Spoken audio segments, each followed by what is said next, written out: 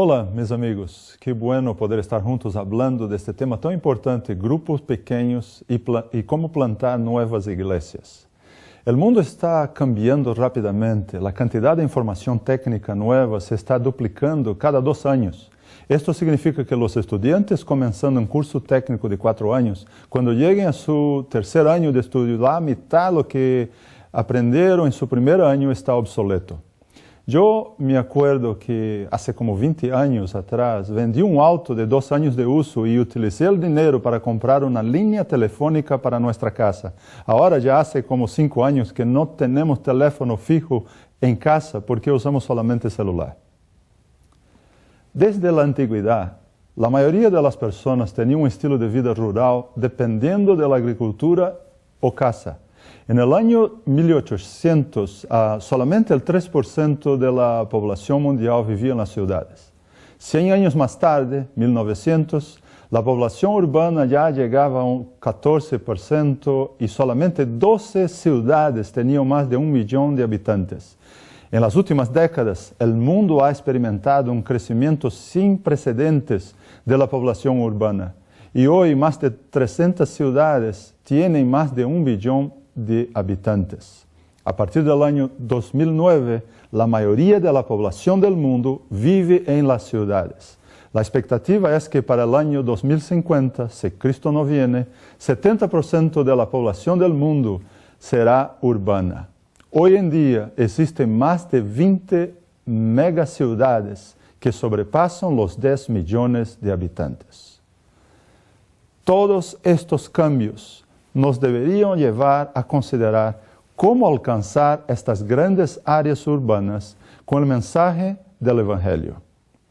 Missão para as cidades. Necessitamos reconhecer que a natureza de Deus está em la raiz de la missão. O Deus vivo presentado na Bíblia é um Deus que envia. Ele envia devido a seu amor por este mundo. Ser missioneiro é tão importante.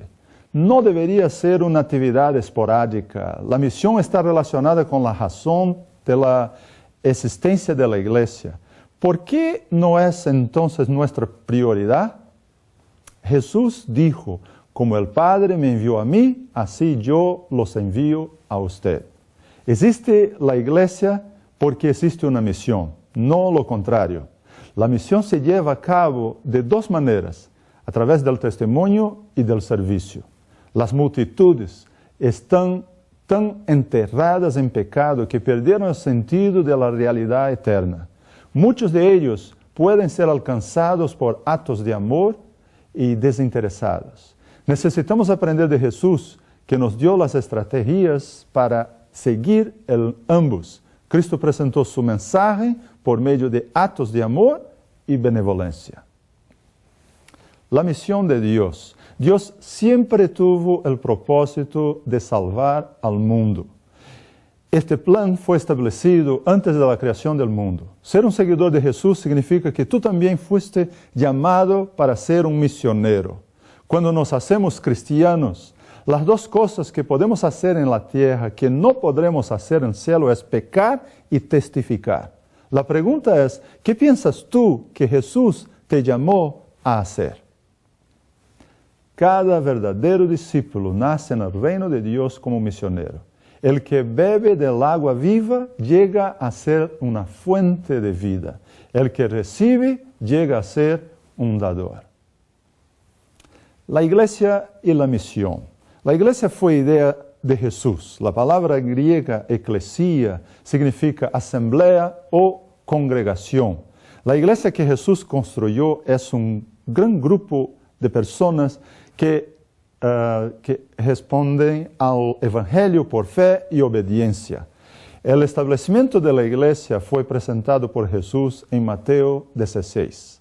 O fundamento da igreja é Jesucristo, a pedra angular. Jesus também assegurou a vitória final da igreja, quando dijo, as portas do inferno não prevalecerão contra ella. A muerte de Jesus não impediu a construção de sua igreja e as forças do inimigo tampouco poderão destruí-la. A missão da igreja não é diferente da missão de Cristo, que vino a buscar e salvar lo que se havia perdido. La misión de la iglesia es como una estación salvavidas. Lastimosamente, al pasar el tiempo, muchas iglesias perdieron de vista su misión original. La iglesia es la agencia señalada por Dios para salvar a los hombres. Fue organizada para servir y su misión es llevar el evangelio al mundo. Y este evangelio del reino se predicará en todo el mundo como testimonio a todas las naciones. Y entonces vendrá el fin. ¿Cuál es la relación de discipulado y grupos pequeños? En Mateo 28, 18 a 20, el texto que hablamos, la Gran Comisión, Jesús presentó el discipulado como la actividad principal de la iglesia.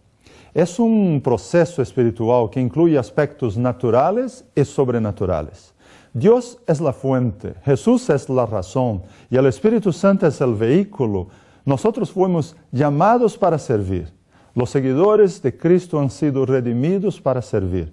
Nuestro Señor enseña que el verdadero objeto de la vida es el ministerio. Es un error fatal suponer que la obra de salvar almas solo depende del ministro ordenado.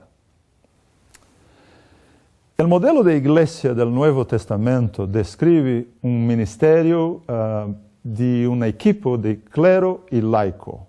El pastor Russell describe, la función principal de la iglesia es preparar al creyente para el ministerio.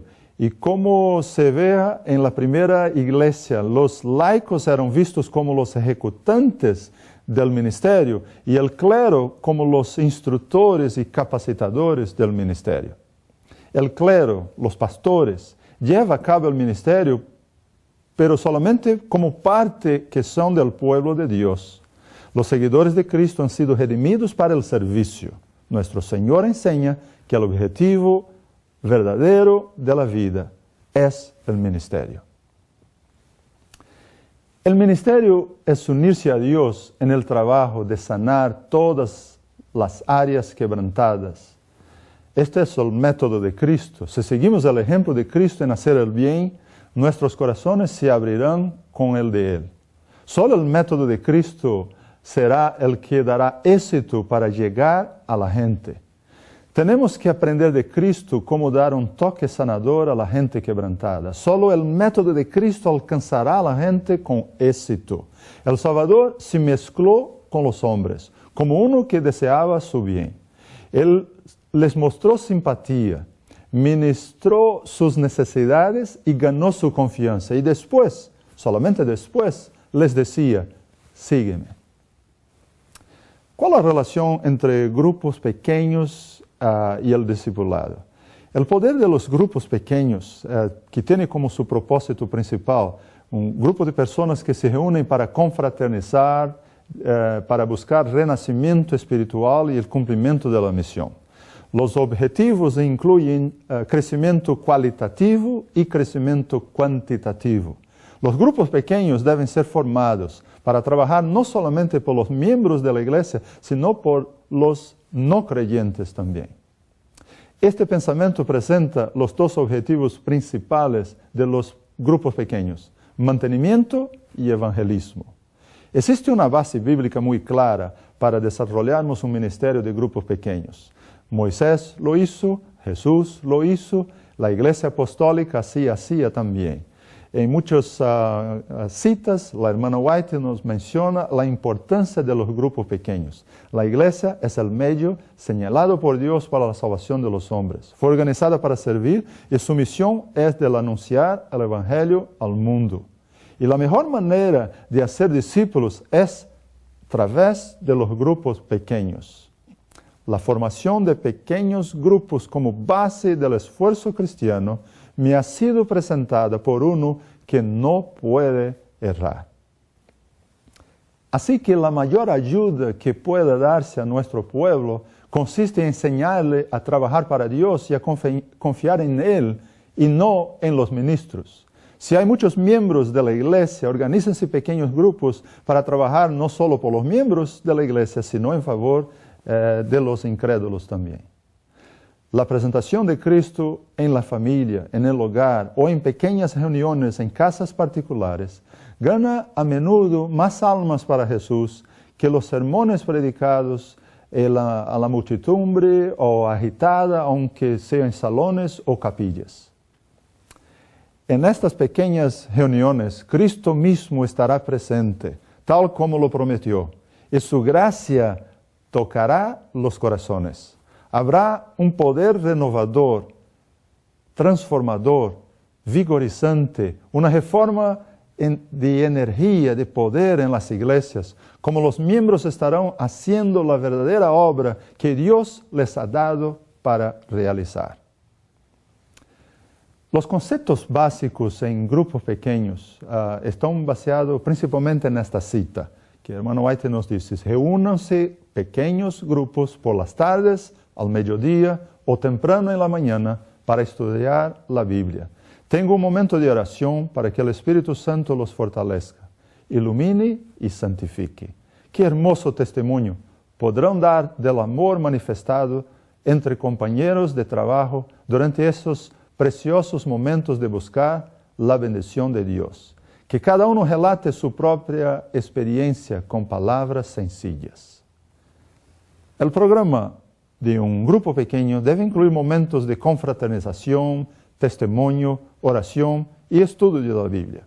Como resultado de esta estrategia, Ellen White describe: vi focos de luz que brillaban desde las ciudades y los pueblos, en las montañas y los llanos.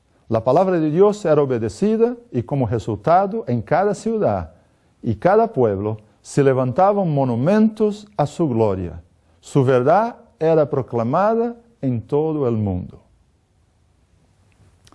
¿Cómo plantar nuevas iglesias? Los grupos pequeños pueden ser grandes iglesias, no solamente creciendo y terminando iglesias, pero para mucha gente los grupos pequeños serán su única iglesia. El plantar nuevas iglesias ha sido comprobado como el mejor método para expandir el reino de Dios. Abrir la obra en nuevos lugares. La cita de hermana White nos habla: vayan los ministros y los miembros laicos a los campos maduros. Deben abrirse iglesias y no deben hacerse centros grandes. No se debe hacer llamado para establecer pastores que se queden allí. La iglesia debe ser educada y formada para hacer un trabajo eficiente. Sin excepción, las denominaciones que crecen son aquellas que promueven plantar nuevas iglesias. Hay por lo menos 10 razones principales para plantar a nuevas iglesias. Primero, plantar nuevas iglesias es bíblico. Plantar nuevas iglesias desarrolla nuevos líderes. Plantar nuevas iglesias estimula a las iglesias existentes. Plantar nuevas iglesias es eficiente. Plantar nuevas iglesias es una llave para evangelizar. Las iglesias nuevas crecen más rápido. Las iglesias nuevas ofrecen más opciones para los que no son miembros de una iglesia. Las iglesias nuevas son necesarias. Las iglesias nuevas ayudan a reavivar las denominaciones y las iglesias nuevas ayudan a suplir las necesidades de los que ya son cristianos. Así que habrá laicos que se mudarán a las ciudades y pueblos. Ellos irán a compartir con otros la luz que Dios les ha dado. La esencia de la lluvia tardía no vendrá hasta que la mayor parte de la iglesia esté trabajando unida con Dios. En las iglesias más saludables, el pastor está al liderazgo y los laicos están cumpliendo el ministerio. El plan de Dios para alcanzar las ciudades. Discípulos formando comunidades misioneras a través de grupos pequeños, plantando iglesias que irán a plantar nuevas iglesias. El Señor prometió que donde haya 2 o 3 reunidos en su nombre, ahí Él estará en medio de ellos. Aquellos que se reúnen para orar van a recibir el poder del Espíritu Santo. Hay una gran necesidad de la oración secreta, pero también es necesario que varios cristianos se encuentren y se unan fervorosamente en sus peticiones a Dios. Jesús está presente en los pequeños grupos. El amor de las almas se profundiza y el corazón y el espíritu manifiesta su poder. Y agentes humanos pueden ser utilizados para salvar a los perdidos. En las áreas urbanas se necesitan establecer centros de influencia para desarrollar variedad de actividades como educación de estilo de vida, librerías, salas de literatura, seminarios, grupos pequeños, clases de salud y alimentación. Para desarrollar métodos de enseñanza para el pueblo, se necesitan obreros con una visión clara. Algo hay que hacer para romper el prejuicio que existe en el mundo contra la verdad. La iglesia es el plan uno de Dios para alcanzar las grandes ciudades. No existe un segundo plan, un plan B. La iglesia no es un edificio, es el pueblo de Dios, sus hijos y hijas. Jesús construyó su iglesia. Sobre esta roca edificaré mi iglesia, dijo Jesús. Una iglesia tan llena de energía, tan expansiva, que ni las puertas del mismo infierno prevalecerán contra ella. Tal vez hemos gastado demasiado tiempo intentando proteger la iglesia del mundo, temiendo que el mundo entre en la iglesia. Y nos olvidamos la necesidad de que la iglesia debe salir para alcanzar el mundo. Yo creo que Jesús estaba diciendo que el mundo debería tener miedo de la iglesia y no el contrario.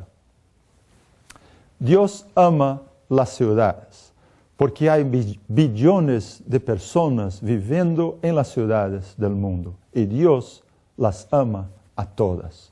¿Qué significa ser una iglesia para las ciudades, como Dios la llamó?